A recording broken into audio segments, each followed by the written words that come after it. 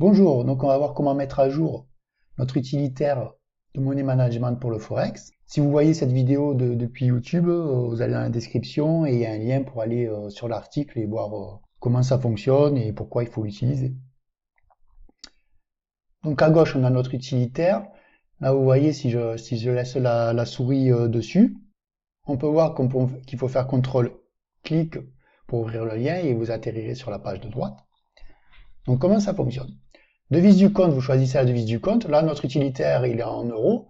Donc, vous pouvez le changer comme vous voulez, hein, ici. Moi, j'ai mis euros. Donc là, on va sélectionner euros.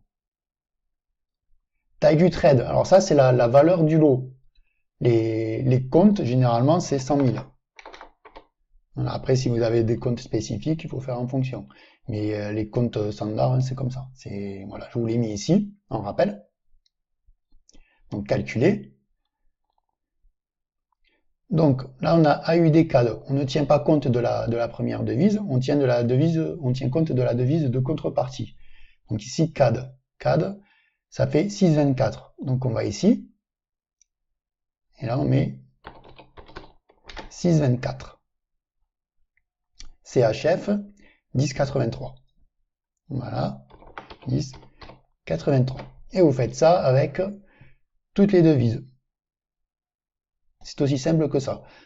Donc là, vous avez capital, si vous voulez risquer un certain pourcentage par rapport à votre capital. Vous indiquez la taille du stop loss, comme ça change. Là, si je mets 30, voilà, ça diminue.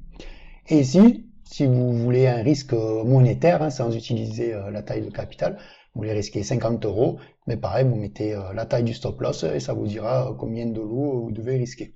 Voilà, c'est tout. Donc, vous savez comment faire la mise à jour. Hein, c'est très simple. Hein. Donc, vous sélectionnez votre devise. Hein, donc, vous le faites de temps en temps, surtout si vous voyez qu'il y a eu des gros mouvements. Voilà, faut pas hésiter à le faire, c'est vite fait.